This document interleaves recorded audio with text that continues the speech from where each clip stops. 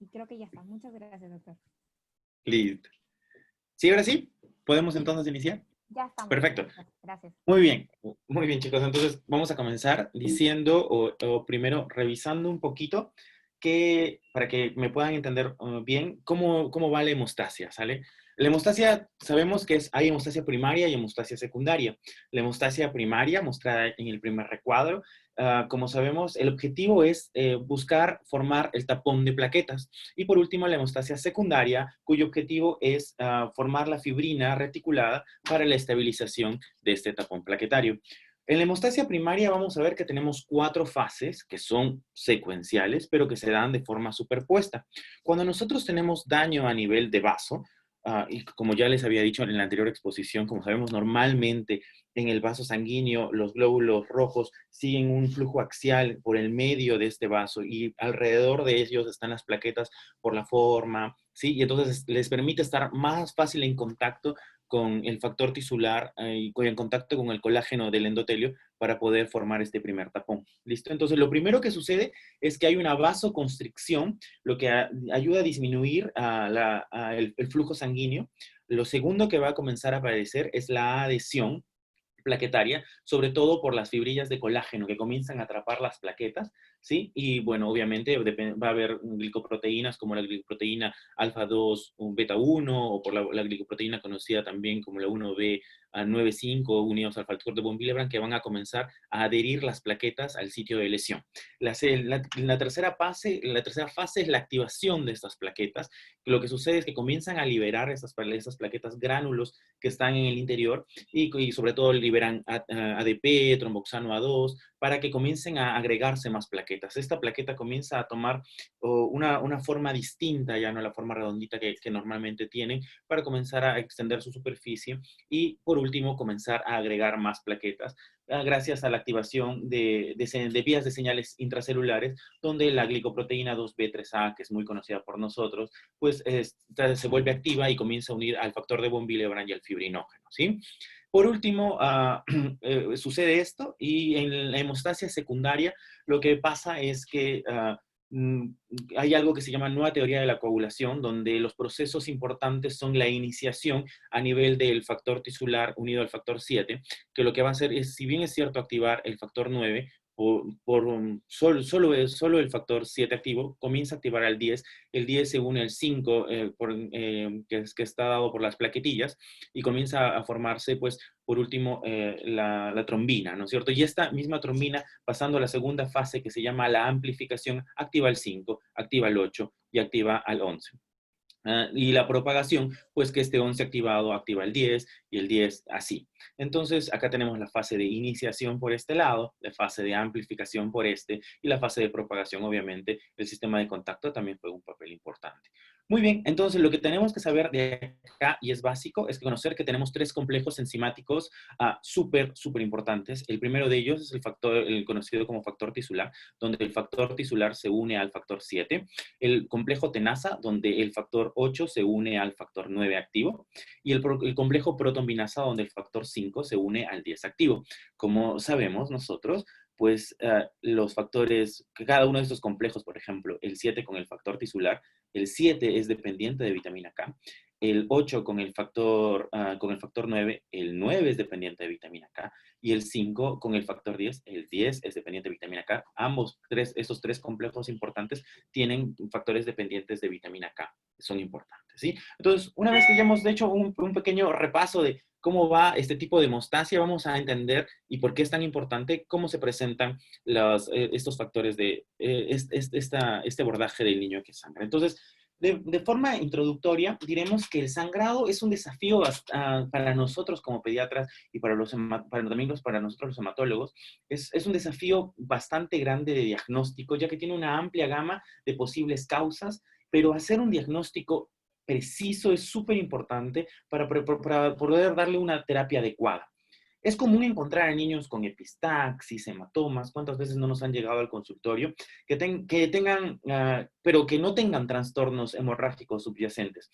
Y entonces determinar cuándo comenzar a hacer una investigación más amplia o no, en realidad es relativamente difícil en este tipo de niños. Sin embargo, es importante que tengamos en cuenta que los síntomas que ocurren con una frecuencia, duración o gravedad inusual nos tienen que comenzar a despertar en nosotros la consideración de que probablemente este paciente tenga un trastorno hemorrágico subyacente. ¿Sí? Muy bien. En realidad, vamos a ver que hacer el diagnóstico en realidad, está lleno de desafíos en pediatría.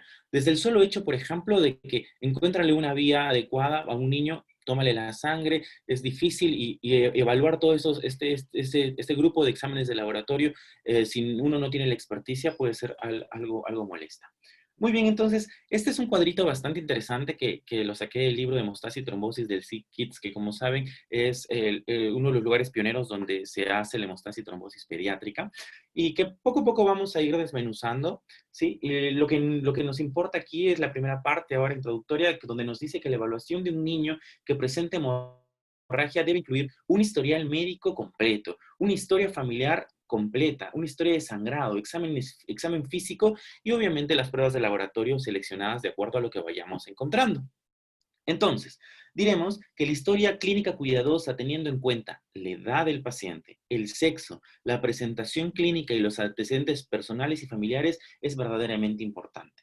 Los trastornos hemostáticos hereditarios deben considerarse en el niño en lo que respecta a la edad, con clínica de sangrado, independientemente de la edad que tengan, debido a que la mayoría de defectos hemostáticos hereditarios severos, si bien es cierto, se diagnostican en la infancia, como por ejemplo un paciente que comience a sangrar del cordón umbilical, un paciente que tenga hemorragia intracraneal sin ningún factor predisponente, ¿no? Entonces el diagnóstico ahí como que puede ser un poco más fácil, pero en este tipo de pacientes, muchas veces cuando el trastorno hemorrágico es leve o moderado, hasta que no se exponga al paciente a un desafío hemostático, no lo podemos diagnosticar o resulta más difícil diagnosticarlo. Por ejemplo, si tenemos un paciente con hemofilia A, con hemofilia B, un Wiskott-Aldrich o una trombocitopenia ligada al cromosoma X, obviamente nos vamos a ir por el rumbo de encontrar pues en historia familiar de hombres, ¿no? Con trastornos de coagulación y nos va a asociar a mutaciones del cromosoma X. Hay algunas enfermedades como por ejemplo la enfermedad de von Willebrand, los trastornos de plaquetas o el déficit del factor 11 que tienen una tasa de mayor de diagnóstico en las mujeres y no es que se presenten más en las mujeres, simplemente que cuando ellas por ejemplo comienzan a menstruar pues cursan con menorragias o incluso hemorragias relacionadas con el parto y recién ahí es cuando se hace el diagnóstico de este tipo de patologías. Entonces, diremos que la historia médica general en la presentación de signos y síntomas de sangrado nos proporciona una pista para los diagnósticos de trastornos hereditarios, como por ejemplo, si yo les digo que es un niño que clampé el cordón y sangró al tercer, cuarto día del cordón umbilical, o que está asociado, por ejemplo, a pobre curación de heridas o mala cicatrización, probablemente estemos ante la presencia de un déficit de vitamina 13, o por ejemplo, lo más característico que me imagino que muchos de ustedes han visto, pacientes con trombocitopenia, ¿qué se llama?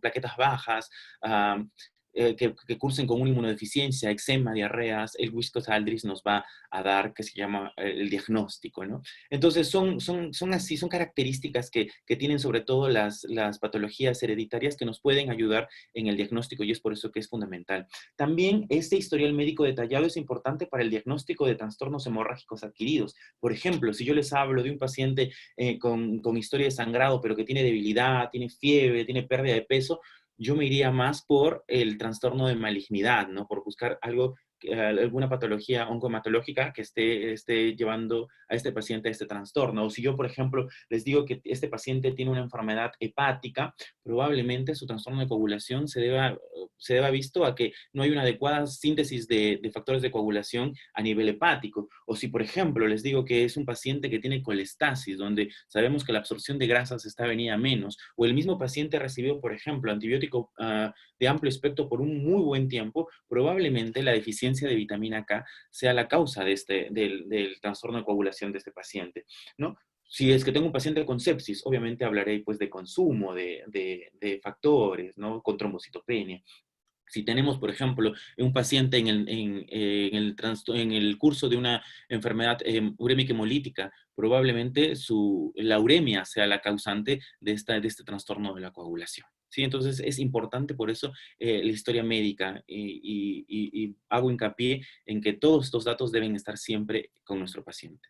La historia de sangrado, como sabemos, el inicio y la agudeza del sangrado también puede identificar el diagnóstico específico. Los trastornos adquiridos pueden tener un inicio agudo, como por ejemplo la trombocitopenia inmune, en comparación con los trastornos pues, que son hereditarios, donde los síntomas están presentes ya por meses, semanas, años, ¿no? El tipo y el patrón de sangrado son nos ayudan muchísimo en realidad para hacer un adecuado diagnóstico. Por ejemplo, si yo les digo que tengo un paciente con equimosis, que tengo un paciente con petequias, con sangrado gastrointestinal, con menorragias, obviamente estamos ante un paciente que probablemente tenga un trastorno hemorrágico mucocutáneo. Y esto es súper característico de trastornos de plaquetas o de interacción de vasos sanguíneos, inclusive de von Willebrand, ¿no? Acá vemos imágenes con equimosis, la púrpura húmeda que nos dice, por ejemplo, que hay un mayor riesgo de sangrado cuando encontramos púrpura húmeda. Y este artículo que me pareció bastante interesante, y lo que nos dice más o menos es que los hematomas y el sangrado se observan comúnmente en niños, generalmente asociados con lesiones y traumatismos menores. Sin embargo, en dos grupos de niños los hematomas pueden ser importantes, más de lo esperado. Aquellos, por ejemplo, con una anomalía hemostática subyacente o con un trastorno hemorrágico hereditario, o aquellos que han sufrido una lesión no accidental, por lo que debemos tener en cuenta la posibilidad de estas lesiones no accidentales, incluso en aquellos niños con trastornos hemorrágicos significativos comprobados, cuando la gravedad de la lesión y el antecedente pues no es compatible. El patrón de los hematomas que sea consistente con una lesión accidental, que no sea consistente, mejor dicho, perdón, con una lesión accidental, pues, por ejemplo, lesiones en orejas, en cuello, en mejillas, en ojos, en genitales, nos tienen que hacer pensar que probablemente estemos ante una lesión no accidental. Este también me pareció bastante interesante, este estudio, que es un estudio prospectivo que siguió a 433 niños pequeños. 58 de ellos tenían trastornos hemorrágicos graves, definidos, por ejemplo, como hemofilias severas, menos de 1% de factor, o enfermedad de von Willebrand tipo 3. 47 de estos pacientes tenían trastornos hemorrágicos leves y 328 sin trastornos hemorrágicos durante un periodo de 12 semanas. Y lo que se encontró fue lo siguiente, que en las etapas de desarrollo, se dividieron tres etapas de desarrollo. Las etapas de desarrollo fueron premóviles, es decir, los niños que no podían ni rodar, ni voltearse, ni sentarse, los móviles tempranos y aquellos que podían caminar. Y la conclusión fue bonita, porque lo que se vio fue que los niños que tenían trastorno hemorrágico tienen más hematomas y son mucho mayores, en realidad, en todas las etapas del desarrollo, pero las diferencias fueron mayores en los niños que estuvieron en la etapa premóvil, aquellos que no rodaban, no se podían voltear y no se podían sentar. En este grupo de edad, para los niños con hematomas inexplicables, es esencial que los estudios de coagulación se realicen temprano para evitar el diagnóstico erróneo de abuso físico cuando un niño realmente tiene un trastorno hemorrágico grave. Y aquí les traigo un cuadrito para hablar sobre el historial de sangrado. Vamos a ver que en la evaluación de la historia del sangrado del paciente es bastante importante y preguntar sobre episodios previos de sangrado y caracterizar el tipo de sangrado es muy importante. Como hemos visto ya, el sangrado mucocutáneo nos habla más de problemas a nivel de plaquetas o de su función, no tanto así la deficiencia de factores, donde vamos a ver que los pacientes, pues la característica, por ejemplo, son hematomas sobre todo a nivel de tejido profundo, hablamos de articulaciones, músculos, tejido blando, donde las petequias, por ejemplo, obviamente son comunes donde hay trombocitopenia, donde la equimosis en realidad son mayores en los pacientes con deficiencia o inhibidores de factores de coagulación, donde el sangrado excesivo en cortes menores no es tan frecuente en la deficiencia de factores de coagulación, más sí en los problemas de función plaquetaria, la hemostasia primaria, como hemos visto, y hemostasia secundaria. Entonces, para eso nos ayuda saber diferenciar bien qué tipo de hemostasia se ve alterada y qué es lo que se está alterando, ¿sí? Entonces, lo que nos recomiendan es pues usar herramientas validadas y estandarizadas. Esta es, por ejemplo, una herramienta estandarizada por el ISTH y nos habla, por ejemplo, tiene bastantes ítems en ella, donde nos dice, por ejemplo, pues, averiguar sobre epistaxis, sangrado gastrointestinal, ver si el paciente tuvo hematuria, si el paciente sangró en una extracción dentaria, si el paciente sangró demasiado en la cirugía, si el paciente tiene menorragia, tiene hemorragia posparto, o por ejemplo, tiene hematomas en el músculo, hemartrosis, si hay antecedente de sangrado del sistema nervioso central. Y en esto de otros sangrados, sobre todo eso para la etapa pediátrica, por ejemplo, ingresan ahí si es que sangró del muñón umbilical, si es que el paciente tuvo cefalohematoma, o por ejemplo tiene hematomas en la mejilla por succión durante la lactancia, del biberón, o hemorragia conjuntival, o por ejemplo un sangrado excesivo por una venopunción. Entonces, nos sirve esto de todas maneras para ser bastante esquemáticos, y lo que nos dicen es que siempre que nosotros evaluemos un paciente, usemos este tipo de escalas. Esta es una escala validada, ¿sí? Donde un score mayor de 3 ya nos tiene que hacer pensar que este paciente podría estar cursando con un trastorno de coagulación. Por ejemplo, en lo que refiere este cuadrito bastante interesante en lo que refiere a menstruaciones, es para darles a las niñas, primero que les recomiendo que les puedan dar esto a sus pacientes, por ejemplo, donde estén sospechando. Este Sisterhood es una aplicación gratuita que pueden descargar y se la pueden dar a sus pacientes para ver más o menos si es que el paciente está teniendo o no menorragia. Muchas veces solo preguntamos y suponemos que ellos toman como normal lo que ellos consideran normal o lo que la mamá le enseñó, pero si la mamá piensa que 10 días de menstruación es normal, si, pues, no sé, cambiar 3, 4, 5 paquetes de toallas higiénicas durante la menstruación es normal, pues la niña también entenderá que eso es normal, o la adolescente, ¿no? Entonces, y es bastante simple. Por ejemplo, en lo que refiere al uso de toallas, no hablaremos de tampón, pero aquí está escrito, ¿sí? Le otorgan puntos, ¿no? Por ejemplo, un punto para solo las que están pequeñamente manchadas, 5 para aquellas que están moderadamente, o 20 para las que están marcadamente manchadas. También catalogan los coágulos dependiendo de 1 a 5 puntos, dependiendo del tamaño, y lo que se hace es contabilizar, ¿no? Y si es que, por ejemplo, el puntaje sumado es más de 100, es muy compatible con que el paciente esté presentando, pues, que se llama menorragia, ¿no? Obviamente la menorragia está definida como más de 80 mililitros, ¿no? Pero ya con una sumatoria más de 100, probablemente este paciente esté cursando con un trastorno de coagulación, y hay que averiguar el por qué. Igual también, ya saben que a los médicos nos encanta clasificar y estandarizar y colocarle score a todo, ¿no? Entonces, por ejemplo, esto nos ayuda también para hacer el score de epistaxis, donde un valor de 0 a 6 es normal y más de 7 ya amerita mayor estudio. Importantísimo también averiguar antecedentes familiares. Como hemos dicho, es de apoyo para un posible diagnóstico, sobre todo de un trastorno hereditario de la coagulación. Por ejemplo, si yo le digo manifestaciones hemorrágicas solo en hermanos hombres, varones y tíos maternos, probablemente me esté sugiriendo una enfermedad genética recesiva ligada a cromosoma X, como por ejemplo la hemofilia A o la hemofilia B.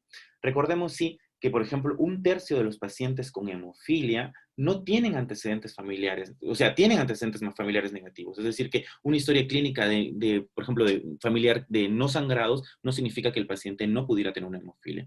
Pero es importante, es muy, muy importante preguntar sobre los antecedentes.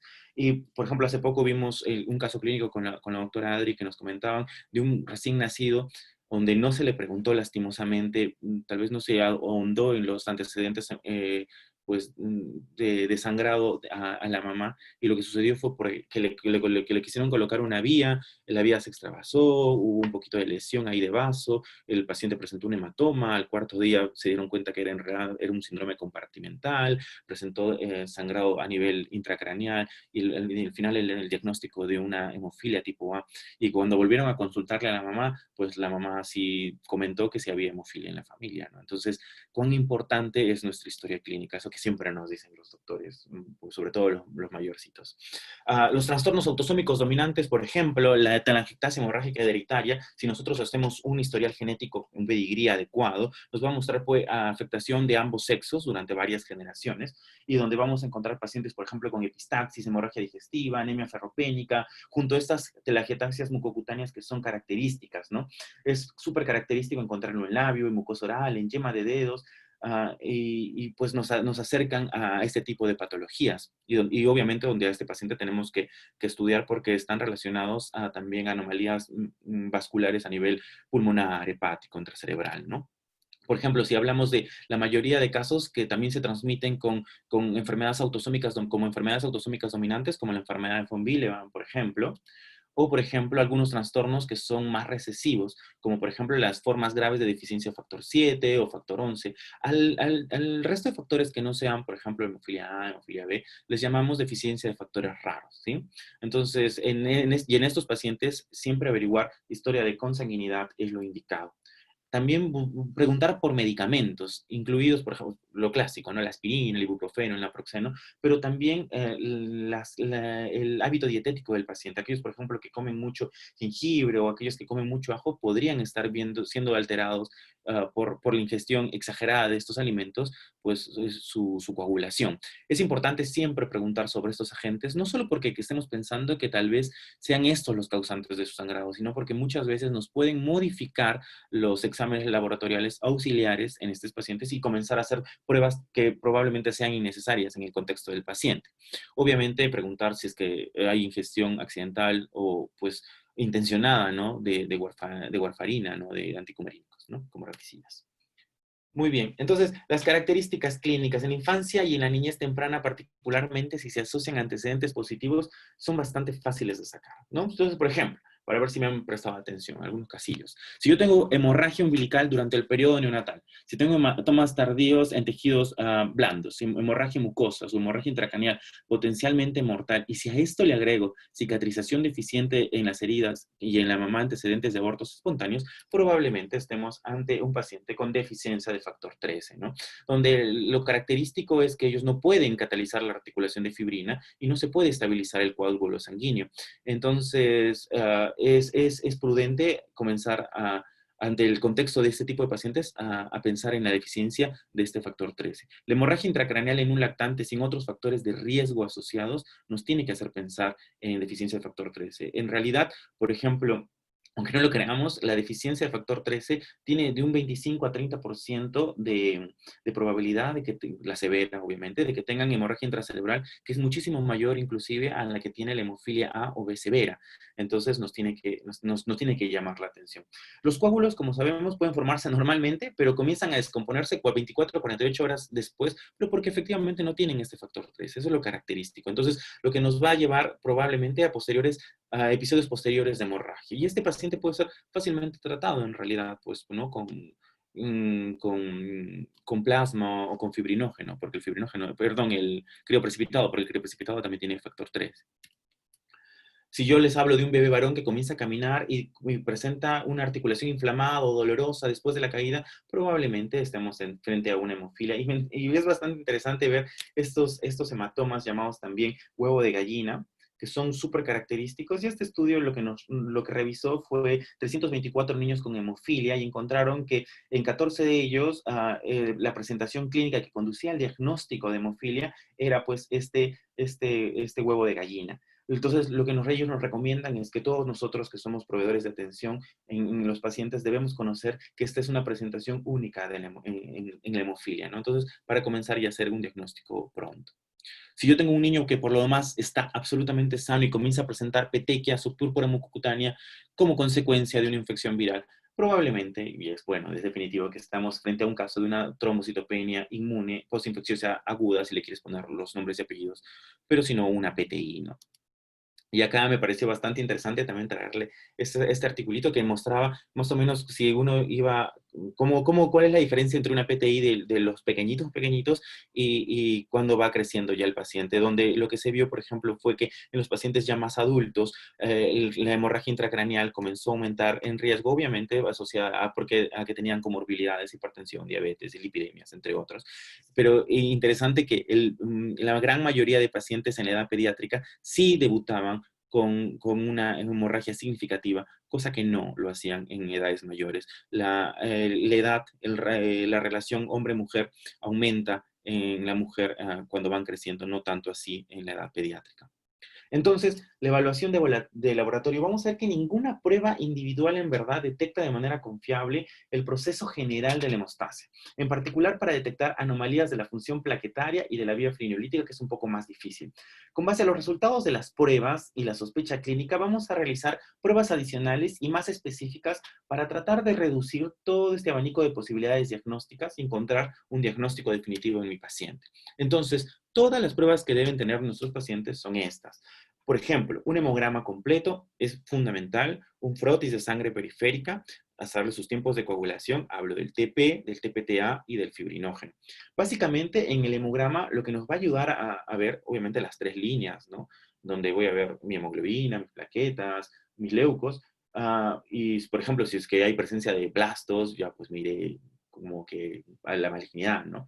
Pero básicamente para que nos sirva el hemograma es para descartar que no haya trombocitopenia. Pero hay que tener en cuenta que las máquinas actuales subestiman muchas veces la cantidad del número de plaquetas cuando las plaquetas tienden a ser muy grandes. Y es por eso que el frotis es lo indicado en este tipo de pacientes. Esto es un frotis normal, un frotis sanguíneo donde acá vemos las plaquetitas, acá vemos un leuco, acá vemos glóbulos rojos. Y el frotis de sangre periférica nos ayuda muchísimo, no solo para ver las plaquetas, sino para ver los glóbulos rojos, y también la línea blanca, ¿no? Si en vez de hacer un linfocito yo encuentro acá células blásticas, probablemente ya tenga el diagnóstico de la coagulopatía, que el paciente, por ejemplo, tengo un montón de promielocitos. Probablemente la causa del trastorno de coagulación del paciente sea pues esta leucemia promielocítica que está bastante más asociada a una leucemia mieloide aguda, por ejemplo. Pero si tengo, por ejemplo, células en casco, esquistocitos, y tengo trombocitopenia, probablemente esté frente a una microangiopatía trombótica, ¿no? En el caso, por ejemplo, de esta segunda imagen, esto es lo característico que nosotros vemos cuando encontramos esta pseudotrombocitopenia.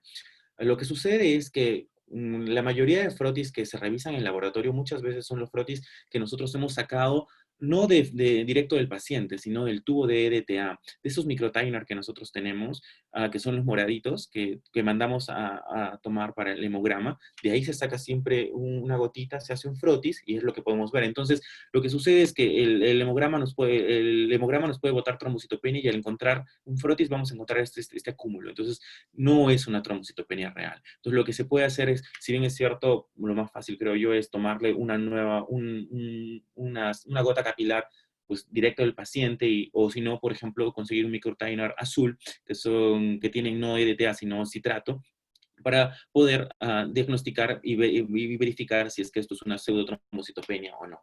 Entonces, el frotis de sangre periférica nos ayuda a valorar el número de plaquetas, el tamaño de las plaquetas, que es súper importante porque eso también nos acorta el diagnóstico, si es que hay aglomeración y la granularidad, que es bastante más importante en cuanto comencemos a estudiar los trastornos característicos de las plaquetas. Entonces, por ejemplo, lo que yo he tenido oportunidad de ver, por ejemplo, y me imagino que ustedes también, paciente pues con Wiskott-Aldrich con plaquetas bastante más pequeñas de lo habitual y que tengan, por ejemplo, inmunodeficiencia, ¿no? O, por ejemplo, lo que yo he visto, trastornos relacionados a la cadena pesada de la miosina no muscular. Este fue un caso bastante interesante porque era un paciente que llegaba y que fue tratado como PTI porque en las biometrías hemáticas, los hemogramas que había, siempre salía trombocitopenia, trombocitopenia, trombocitopenia. Y lo que había pasado es que si uno miraba la lámina periférica, si bien es cierto había una trombocitopenia relativa, bueno, había trombocitopenia mejor, pero no era tan severa como nos mandaba el hemograma porque en realidad eran macroplaquetas, eran gigantescas esas plaquetas. Entonces, por eso es que es muy oportuno y siempre es fundamental que una persona experimentada revise esta lámina periférica, ¿no es cierto?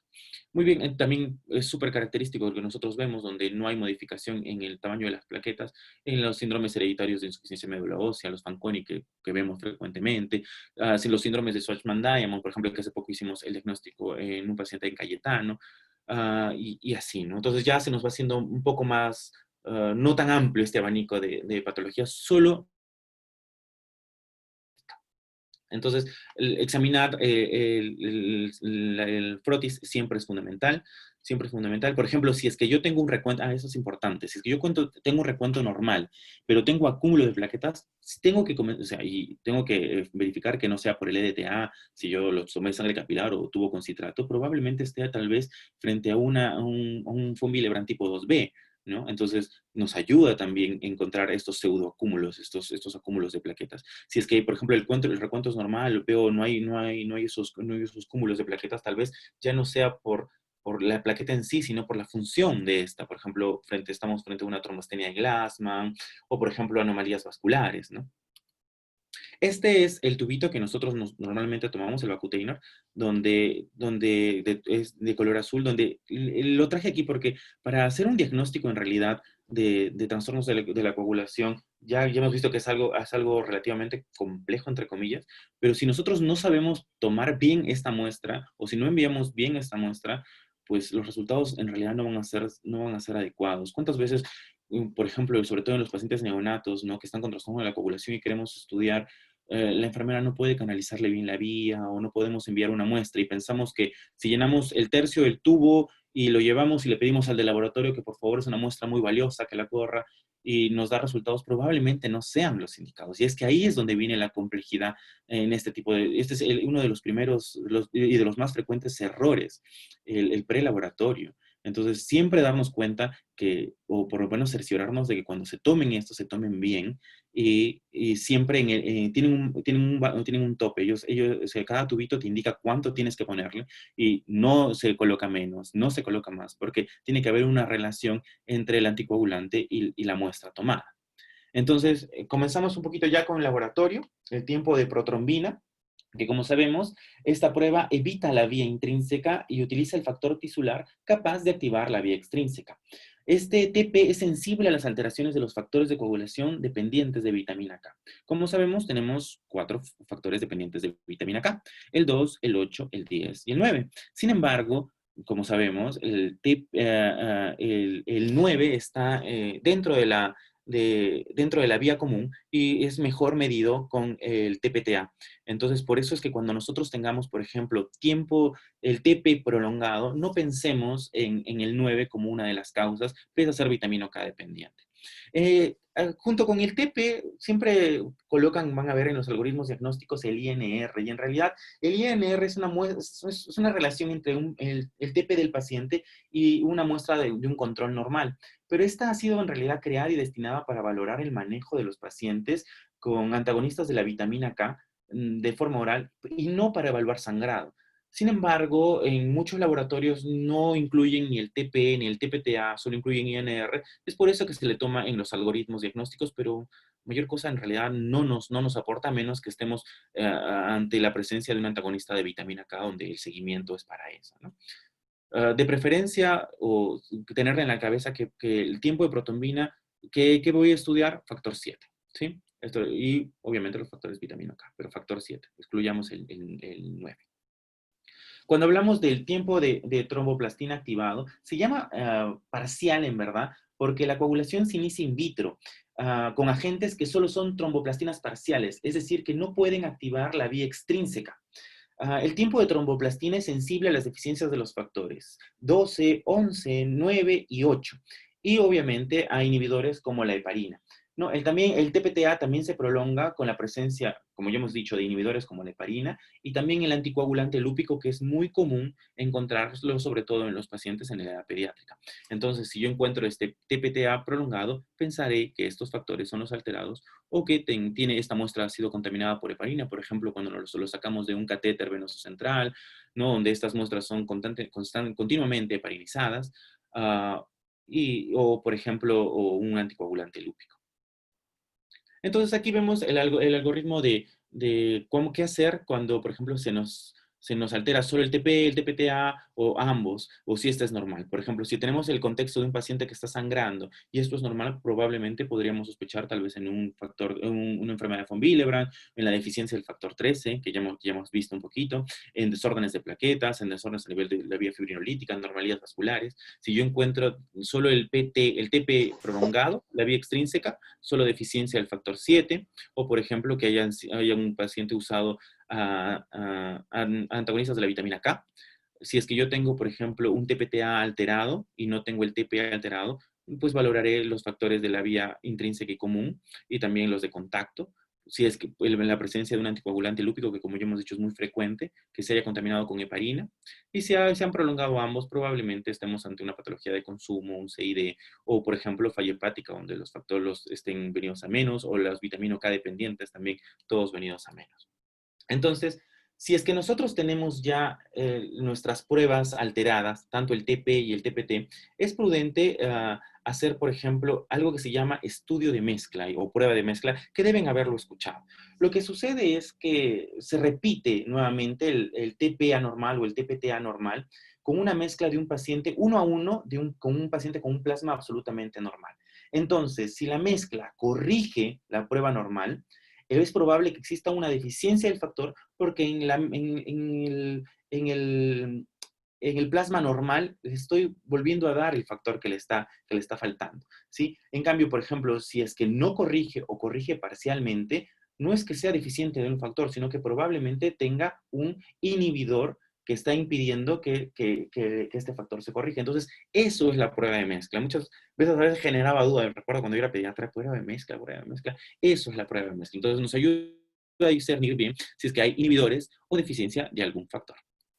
Entonces, como ya les dije, el anticoagulante lúpico es lo más frecuente, ¿no? Entonces, el inhibidor más común, como que da como resultado una prolongación del TTPA, que es a menudo un hallazgo incidental en los niños y no está para nada asociado a hemorragia clínica en los pacientes, es el anticoagulante lúpico. Es común ver, por ejemplo, en los pacientes preoperatorios que tienen una ligera prolongación del TPTA, nos llaman a nosotros, se le pide prueba de mezcla, la prueba no corrige y está con anticoagulante lúpico y ese paciente puede entrar a sala sin ningún problema, ¿no? Probablemente en 3 meses ese anticoagulante lúpico ya no está. Ahora que si yo tengo a este paciente con un anticoagulante lúpico con características clínicas como por ejemplo artritis, erositis, anomalías renales, en realidad lo que aumenta no es el riesgo a sangrado, sino a trombosis. Es importante también valorar el fibrinógeno. Los niveles de fibrinógeno se van a medir típicamente mediante ensayos inmunológicos. Las concentraciones de fibrinógeno funcional se miden habitualmente con una modificación civilizada del tiempo de trombina, que ya vamos a leer un poquito más adelante. En la mayoría de los casos de trastornos del fibrinógeno, casi clínicamente siempre se ven asociados a prolongación tanto del TP como del TPTA. Ya vemos que es la vía común. El tiempo de trombina y el tiempo de reptilasa. En realidad, los ensayos inmunológicos y funcionales del fibrinógeno nos ayudan un poquito aquí. Como hemos dicho, se van a prolongar. El tiempo de trombina se prolonga en presencia de la heparina o de la hipofibrinogenemia, que por ejemplo nosotros lo vemos en la coagulación intravascular diseminada. Este tiempo de reptilasa, la reptilasa es una enzima que se genera que se ha sido obtenida del veneno de serpiente y se diferencia de la trombina porque no genera, al generar fibropéptido A, pero no fibropéptido B, a partir del fibrinógeno. Y esta resiste la inhibición de la heparina a través de la antitrombina. Entonces, cuando yo corro, por ejemplo, tiempo de trombina y tiempo de reptilasa, si es que esta muestra fue contaminada por heparina, se podrá prolongar el tiempo de trombina, pero no se va a prolongar el tiempo de reptilasa. Yo hago, mi siguiente paso es, por ejemplo, una prueba de solubilidad del coágulo cuando tenemos la clínica de este paciente y la capacidad de la urea para solubilizar el coágulo maduro refleja una deficiencia del factor 13. Sin embargo, este ensayo de solubilidad del coágulo es sensible, en verdad, solo a niveles muy bajos de factor 13, como cuando son 1 a 3. Y cuando, por ejemplo, este factor 13 es un poquito más alto, en realidad incluso puede pasar por alto y el diagnóstico no se hace en pacientes que tengan esta patología que no sea tan grave. Las pruebas de fibrinolisis, pues la fibrina y los productos de degradación del fibrinógeno son fragmentos de proteína resultantes de la acción de la plasmina sobre la fibrina y el fibrinógeno respectivamente y se observan en niveles elevados en los estados de fibrinolisis, como por ejemplo la coagulación intravascular diseminada. Y hablar del tiempo de sangrado, en verdad, no lo recomendamos como prueba para detección antes de la cirugía. En mi rotación por allá he visto que, en realidad no sé por qué lo solicitan, no se realiza absolutamente de forma rutinaria como prueba de detección. Es más, las nuevas guías te dicen que, por ejemplo, para preparar un paciente a sala ni siquiera le debes pedir tiempos de coagulación. Simplemente si es que este paciente tiene historia de sangrado o tiene antecedentes, recién se solicitan y si no puede entrar a sala sin problema. Pero el tiempo de sangrado ya hace mucho tiempo salió de vigencia porque hay que hacer un corte, en realidad todavía no está del todo estandarizado. Y por último, tener un tiempo de sangrado normal no predice la seguridad de los procedimientos quirúrgicos absolutamente para nada. Por último, y antes de terminar este tema, los quiero invitar porque el día de mañana va a haber una discusión de hemofilia y de casos clínicos, lo va a hacer la doctora Adriana con la doctora Katia Salas, que ya saben que son súper lindas con nosotros y saben muchísimo y nos ayudan muchísimo, sobre todo en trastornos de coagulación. Espero que les haya servido, espero no haber sido tan denso. El objetivo mío no era enseñarles una a una todas las patologías que se presentan y que son muchísimas en verdad, sino más o menos que ustedes puedan entender o cómo puedan orientarse ante un paciente y cómo puedan abordarlo. Muchísimas gracias.